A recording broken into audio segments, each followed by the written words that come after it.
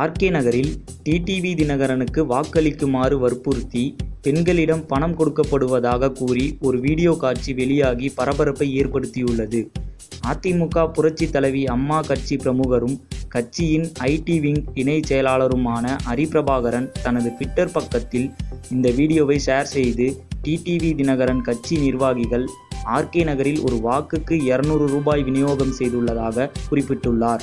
அந்த வீடியோவில் பணத்தை சப்ளை செய்யும் நபர் டிடிவி தினகரன் கட்சியின் சின்னமான தொப்பியை தலையில் அணிந்தபடி பெயரை குறித்துக் கொள்வதையும் வீடியோவில் பார்க்க முடிகிறது. ஆர்கே நகர் சட்டசபை தொகுதிக்குட்பட்ட 38வது வட்டம் பாகம் எண் 2 சாஸ்திரி நகர் 3வது தெருவில் நேற்று வாக்கு சேகரிக்க வந்த டிடிவி தினகரனுக்கு பெண்களை வைத்து ஆரத்தி எடுக்கப்பட்டுள்ளது. ஆரத்தி எடுத்த பெண்களுக்கு இன்று நபர் ஒருவருக்கு ரூபாய் 200 வீதம் டோக்கன் முறையில் பணம் கொடுத்துள்ளார்கள் என்று குற்றம் சாட்டுகிறார் ஐடி விங் நிர்வாகி ஒருவர்.